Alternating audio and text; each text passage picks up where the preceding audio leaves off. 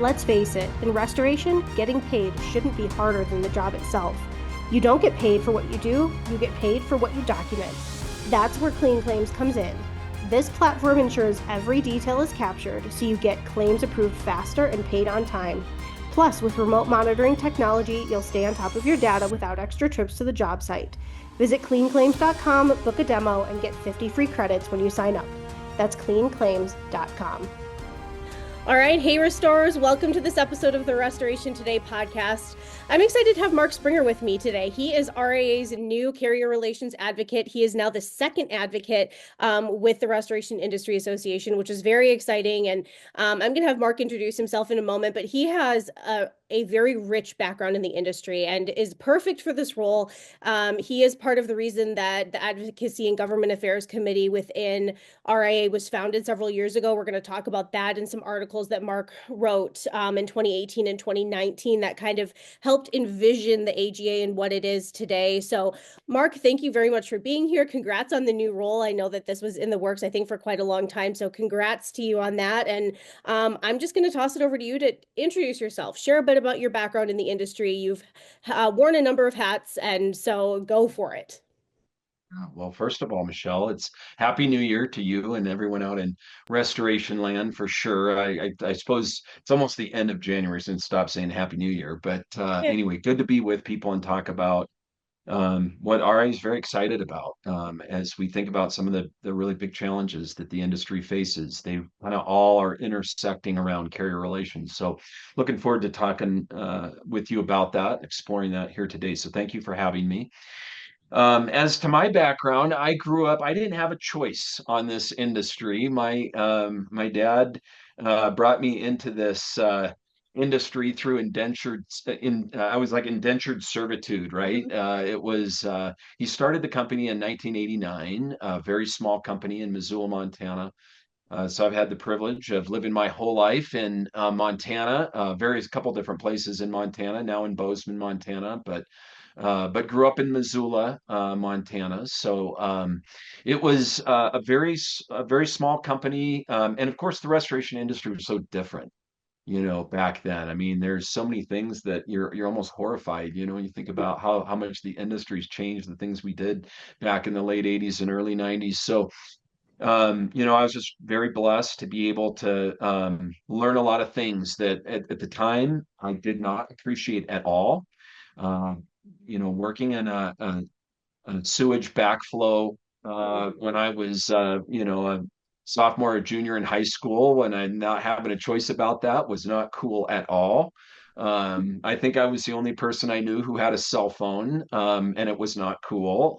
It was because if that's ringing, there's a water loss or fire loss or something like that. So, of course, all those things came back to be tremendous blessings later in life as I was able to learn and grow up in the industry, learn about the business and learn the importance of hard work and, really being able to help people and in such an honorable profession, making people's lives whole again. So that was a huge blessing. I came in as an owner in the company in 1998, and we had our work cut out for us. That was kind of right before the big mold explosion happened. And of Okay. course, all the changes that came with that. And we were able to really see a lot of success in Western Montana in the business, and ultimately grew the company across Montana.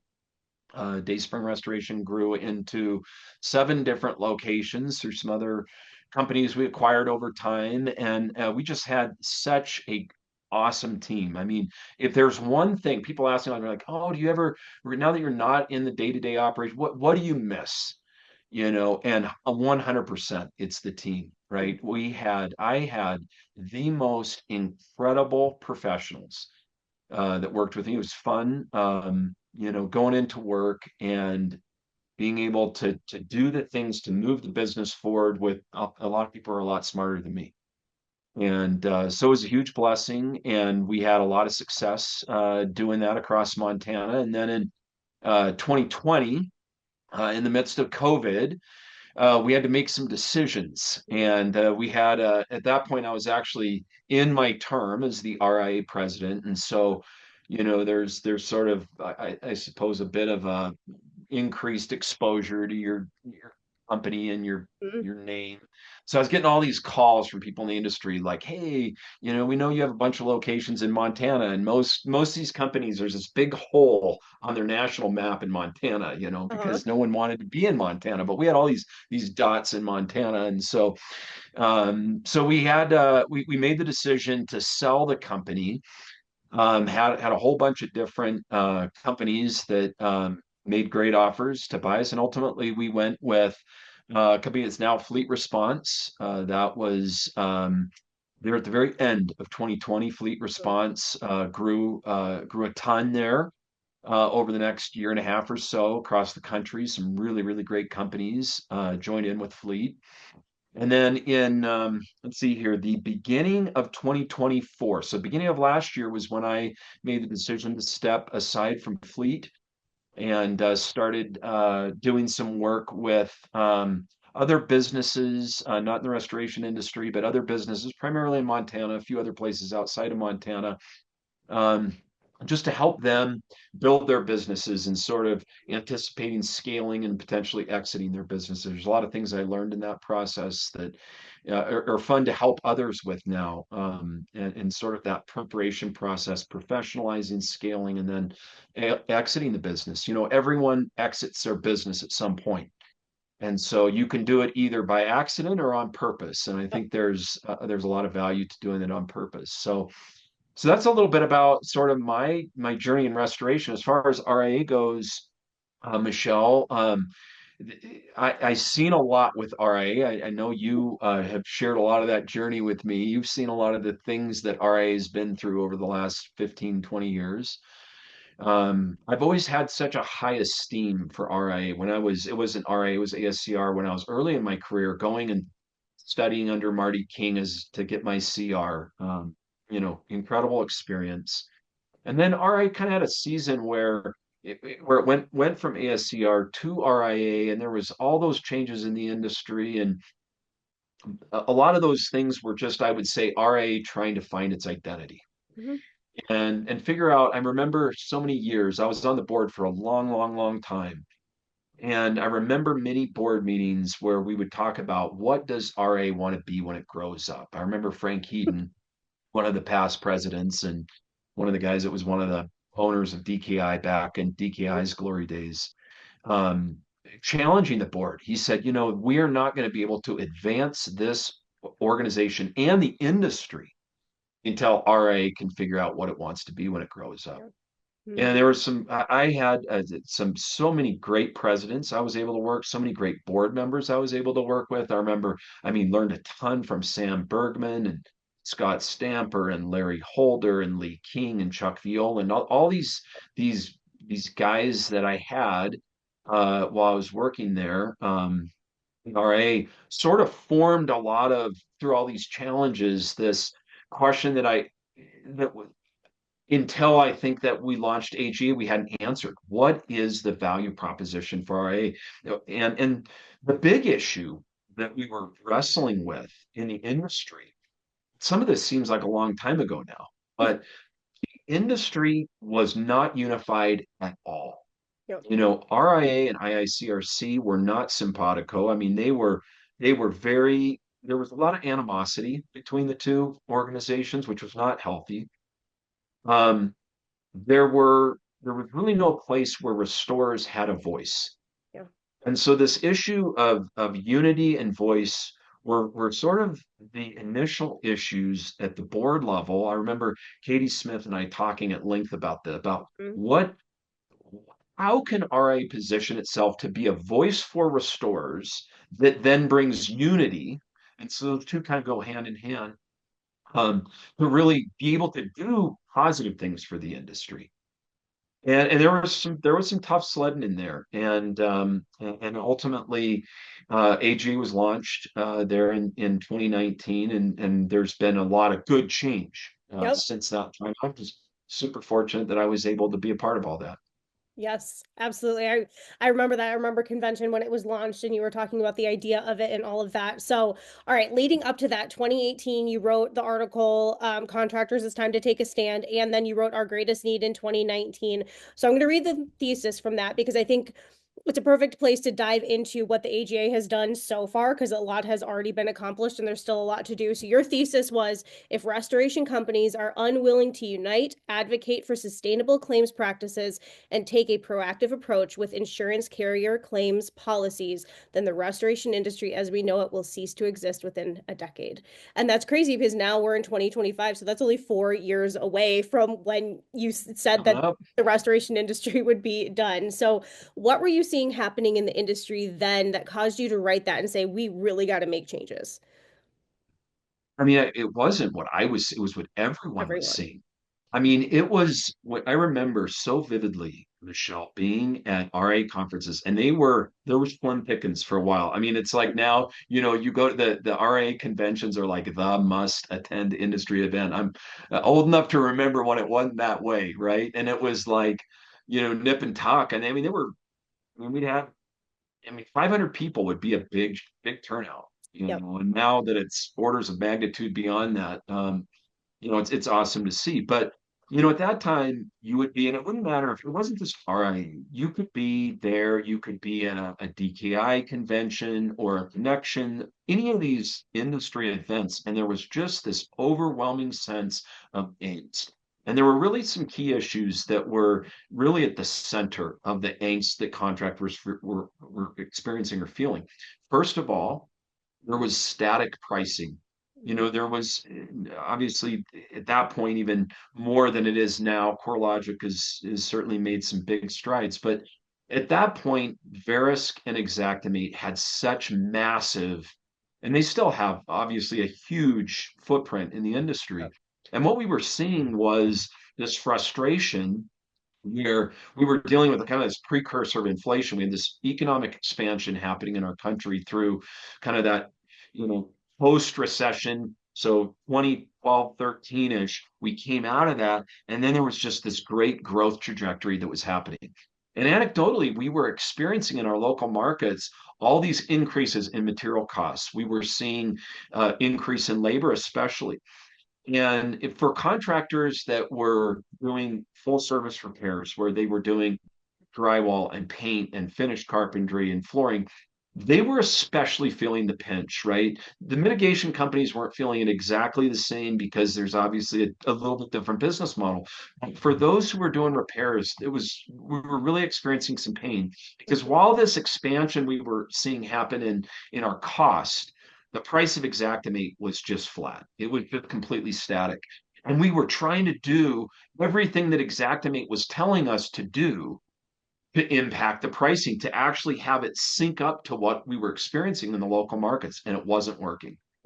So that was a big issue. The second issue was with TPAs, there was increasing administrative burden, right? So it was more and more and more claim requirements, more and more overhead to support those administrative requirements, not any adjustment for, again, how the price structure with all this increased overhead was impacting us.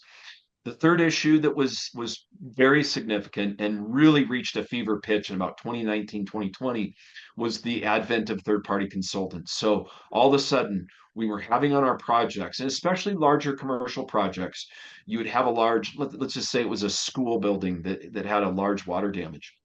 You go out there, you do all these emergency services, you're the hero. But school is able to have no down days or limited downtime, right? And you save the day. And now you have all these costs that, of course, represent themselves in a large invoice for desiccants and generators and all this equipment. And those are large, obviously large claims. And then in would come the third party consultant who would say, all right, I got your invoice here for $427,000. I can pay you $225,000 if we settle today. And otherwise, like you're going to go through this process Yep. that is going to be very, we're just going to string your payment out for a very long time.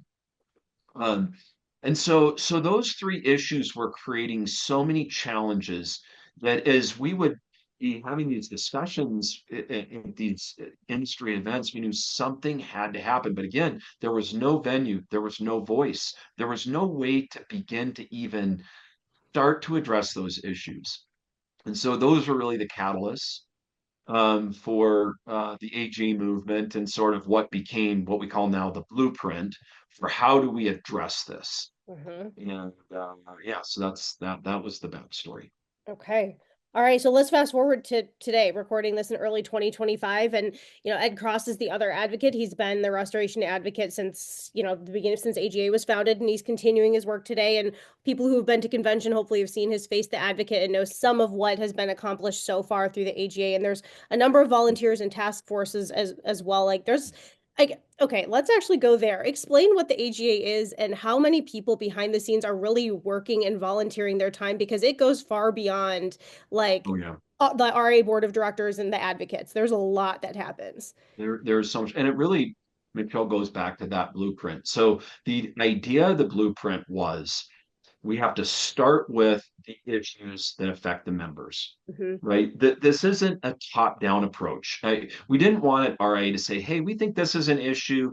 We're going to go out and we're going to deploy resources to this issue that only a few companies are experiencing, and they're the guys who are the big companies in RA or something like that, right? Yep. It wasn't that at all. Because Yep. if we go back to 2019, when AGA was launched, all of the enterprise members and the sort of unification we've seen happen around this was not in place then, Correct. right? And so step one is to identify the member concerns, right? Once we've identified the member concerns and we really know that we have a level of cohesion around that, we then develop a position statement, right? And this was the really important step that was unique with AGA because there was all these different voices. I mean, ServPro had their own efforts to advocate for their company. Bell4 had theirs. Blue Sky had theirs. First On, of course, it wasn't First On, so it was like Interstate then, right? But all these different companies had their approach, but it was a bunch of different voices in Hmm. the industry. By having a position statement, and this is one of the first areas that Ed was just invaluable, is we took all the concern and we developed it into a very cogent, brief, well articulated position that everyone could say, yes, I'm behind that. That is what we need. Right. Then the next step after that is the advocate, who Ed Cross, and we were so in the right place at the right time with Ed on this. I mean, Ed did a masterful job with these issues that we face. But then our advocate would take that position statement that we all agree on and go to the various areas of influence that exist and advocate for the restorers, using that as really the statement behind what we were trying, how we were trying to impact policy. And so, really the best area, if we were going to illustrate how that worked, was probably with the third party consultants. Small world thing. I actually had, after the magazine or the Our Greatest Need article got published, an old RIA president, not that he was old, but from years past, he was probably a really young guy when he was president. Barry Swidler out in New York City sent me an email. I remember it was a Saturday morning. We had a ton of snow up on the mountain in Montana. I had just finished building a fire, and I was sitting next to the fire, checking my email on a Saturday morning. And I got this email from Barry Swidler saying, Mark, we need to talk. I was RA president in 1995. I know one of the owners of one of the big, huge national consulting companies. He used to be my business partner, and I can help you with this. And I was like, fantastic. So we got Barry and Ed Cross connected. We developed these position statements, the initial drafts of them. Ed took them out to Manhattan, New York, sat down with the owner of this big national consulting company. They sort of negotiated and came, most importantly, it wasn't even so much as a negotiation. They came to a mutual understanding through communication. Wow. Here's what the industry needs. Here's why this is not sustainable. Here's what we understand we need to do. And we bring this together. And then Ed did the Face the Advocate. It was one of the very first Face the Advocate sessions, Yep. and it moved the needle a Mhm. ton. Of the biggest issues that you face with third-party consultants on commercial claims, like 5 of the top issues were immediately alleviated. to everyone's benefit, to the insurance company's benefit, to the third party consultants' benefit, less hostility and abrasion on those. And to, of course, to the restorers. The restorers getting paid. They weren't getting and that pain point. This is kind of the good and the bad thing. The pain point was removed. Of course, once the pain point's gone, everyone forgets about it, right? Oh, yes. But that was an example. I mean, it was, and Ed did.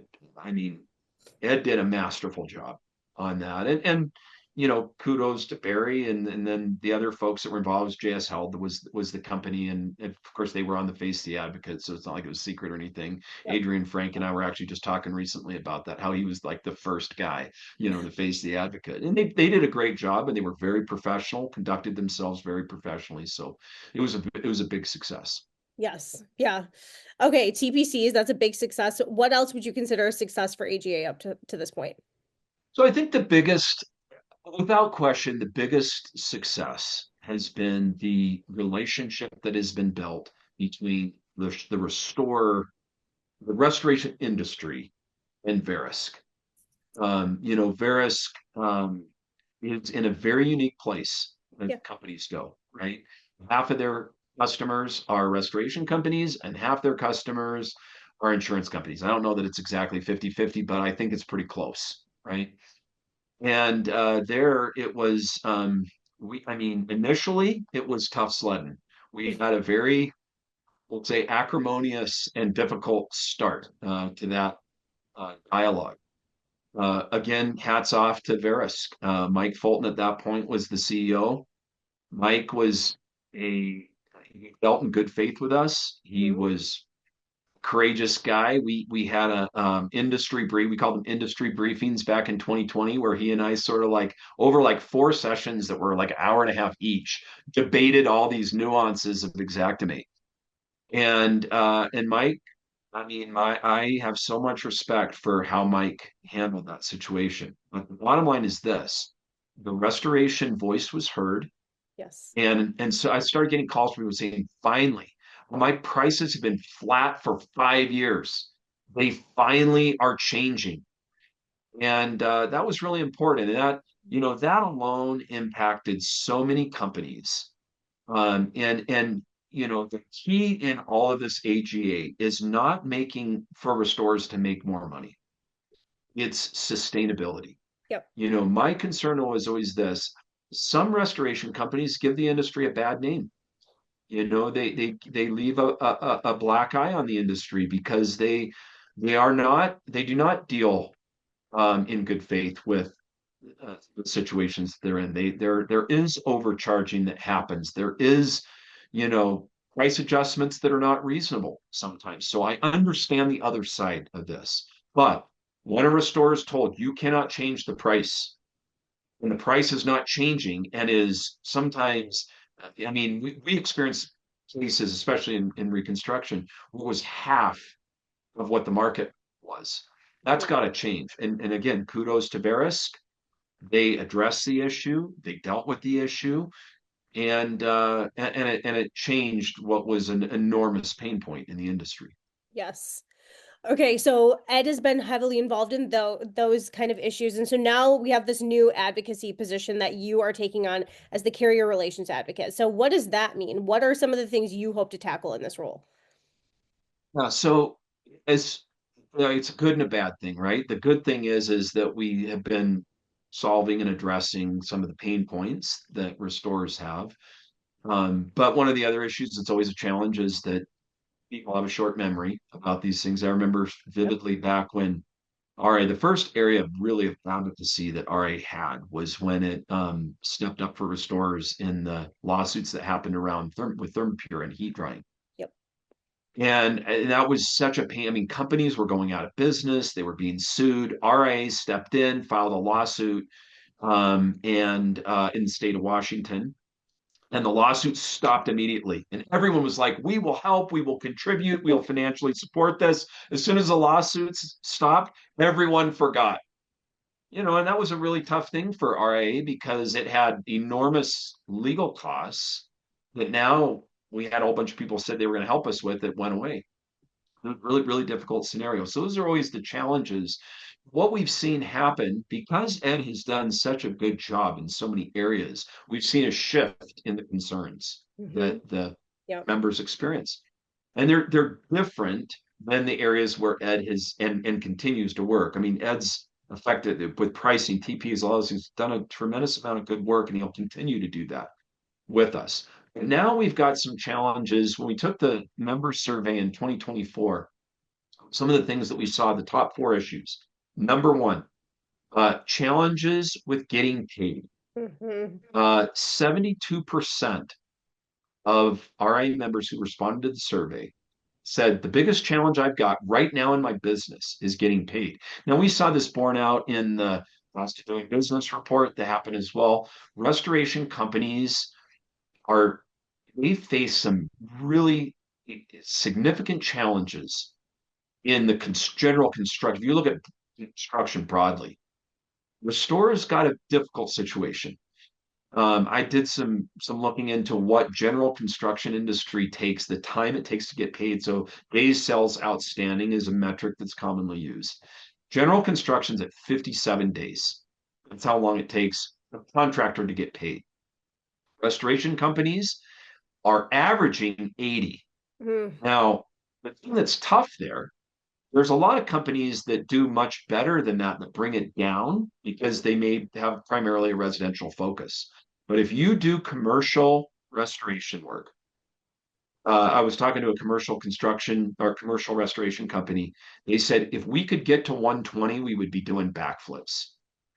That's over double what an average construction company takes to get paid.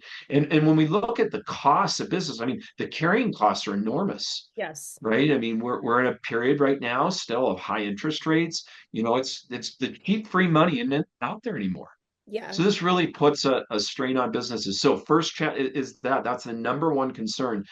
Very close behind that, adjusters dictating restoration charges. Mm-hmm. Number three, carrier contractor communication. Now, I think a lot of the challenges we face actually, Michelle, are wrapped up in that issue in carrier contractor communication, right? So really, really big issue there. And then the last one is in the survey was carriers denying overhead and profit charges. Mm-hmm. So while we would have seen a number of years ago a very different representation in that survey, and a lot of those issues now have sort of the pain has been alleviated to some degree. Now all of those issues, those top four issues, are all carrier centric. So that is why we've sort of said, okay, we gotta keep Ed on what he's doing because we can't go backwards there, right? But we need to have, and it was sort of always we'd always envisioned that there would be multiple Mm-hmm. advocates. I never would have thought when we were envisioning all this stuff that I would be one of those guys. Yeah. But obviously, huge honor. I'm so excited about it. I mean, I'm super nervous about like I feel the weight of representing my peers, and so I'm super nervous about that. But we always envisioned that it would become advocates plural, and that we would have areas where people could focus in different areas, to maximize our outcomes for our constituents. So, what are some of your specific goals with this role now that you have it? And I think it's been in the works for a little bit that you were going to step into this role. So, what are some of your big goals? What do you hope to tackle? What are your plans? So, the very first thing, I mean, back to our blueprint that we talk about, we have to find consensus amongst the restoration industry Mhm. as to how we approach this issue. I just stated four different issues that our our RA members experience. But if I talk, I've been spending over the last couple of weeks, I've been interviewing a lot of different leaders within RIA. And I ask them, what do you think is the number one issue? So I'm not sure how many interviews I've done, but it's probably maybe 15. Right now, I have 15 different answers. So, and really, we have to really look at this issue broadly for the industry because there's a lot of different philosophies that entrepreneurs employ in how they drive lead generation. Some of RI's members won't do any carrier work, any program work. They're all direct customer. Yep. That was really in the time that we built Dayspring, we really built Dayspring Restoration as a customer direct. In Montana, there's not that many people, so you can't go direct to the customer. Then we have other members in RIA that have the majority of their business. It comes directly from the carriers. Hmm. So we have to represent our members in a way that is sustainable for the industry. And so finding these areas where we can, again, all agree this is an area that it doesn't matter if you go direct to the consumer or direct to the carrier, this is a mutual pain or this is a mutual challenge, this is a mutual miscommunication, whatever that is. So identifying that area that we can all agree is really the first step. So I've sort of given myself Q1 to listen and hear within the industry. So I've got lots of calls out to lots of people across the industry. The second, and this is where it's a little bit different than the work that we did with Verisk, the work that Ed did specifically with JS Health, some of these other ones. The insurance industry is massive. Hmm. Um, Insurance carriers, I mean, just from the size of when you think about the market, the bond markets, the stock markets, the insurance companies invest, the insurance companies move markets, right? It is so much larger. I probably conservatively, we would say that the insurance industry is over 100 times larger than the entire restoration industry. In doing some research on the trade associations in the insurance carrier world, there's over 125 different insurance associations Wow. versus RIA, and then there's a couple other associations in Regional. restoration, but Yeah. it's like hundreds versus a few. And so we don't have at this point even a top of mind awareness in Hmm. carrier world.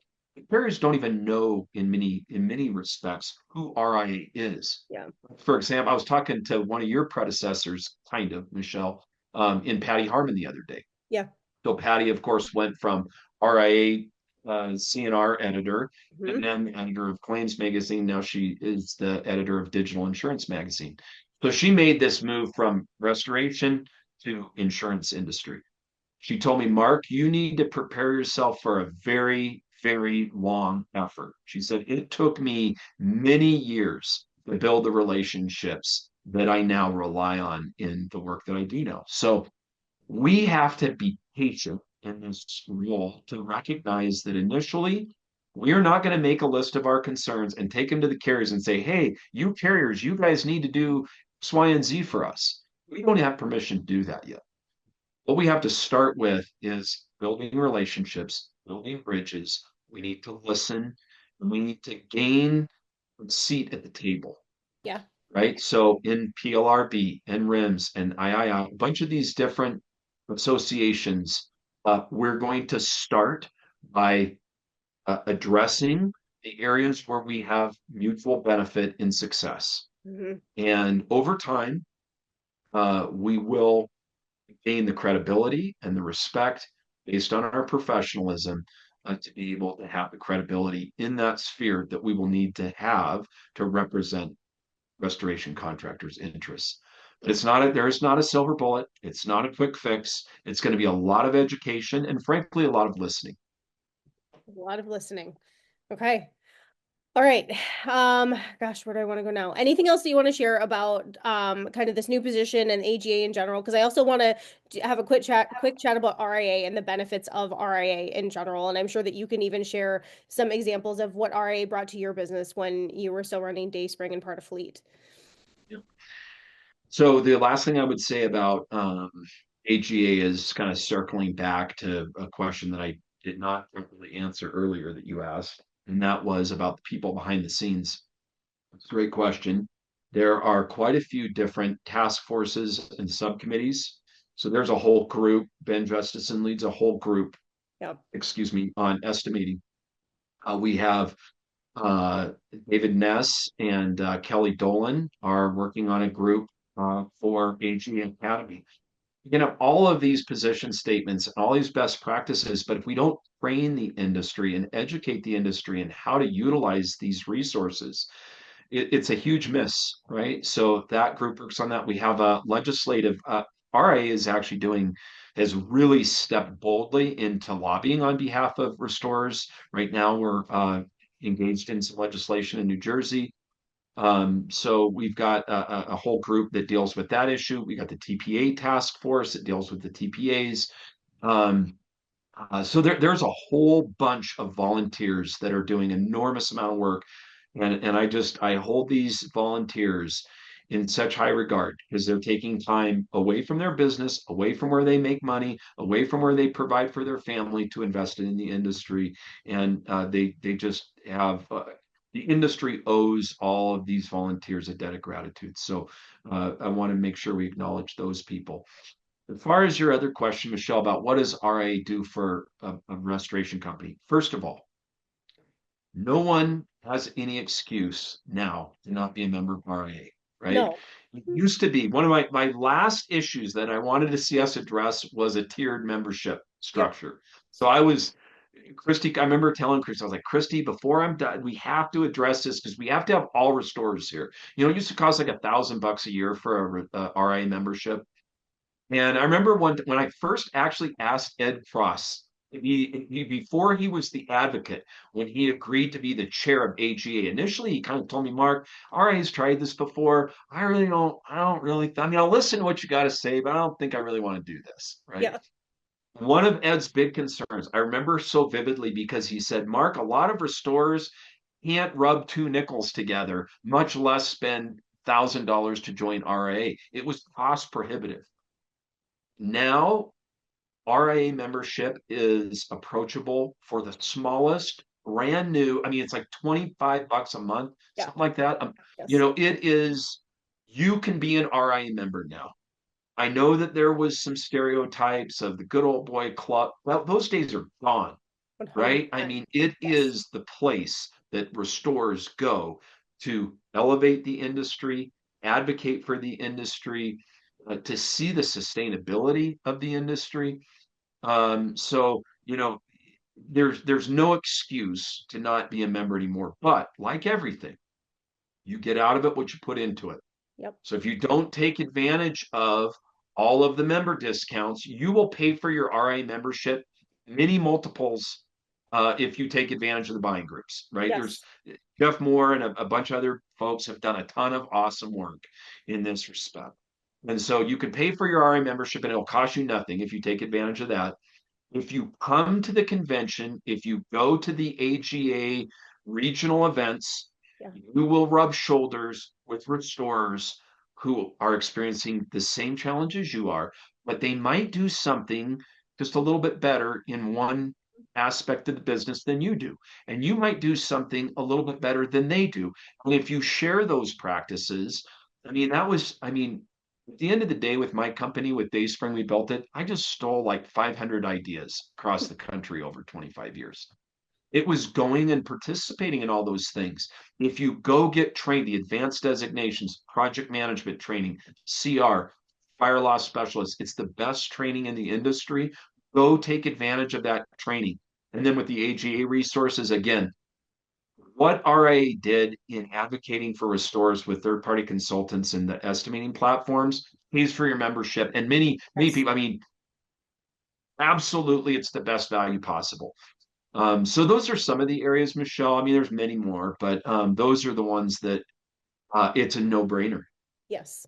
I totally agree. Okay, so people who are listening, you can go to restorationindustry.org to sign up. You can also register for convention there. Convention is April 28th through 30th in West Palm.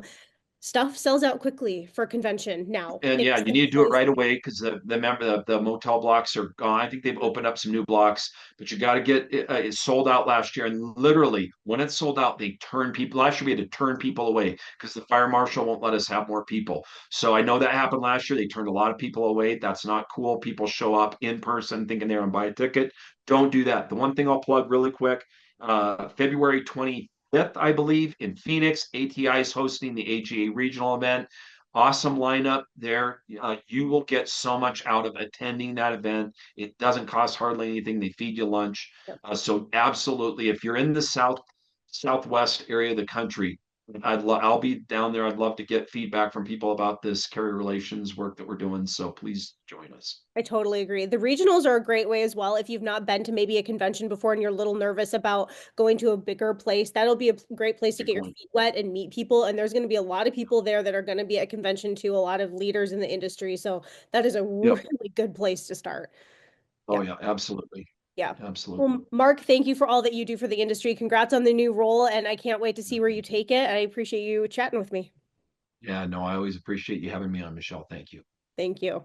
For more Restoration Today and the latest news, visit our website, cnrmagazine.com, and find the latest episodes of the Restoration Today podcast on your favorite podcasting platform.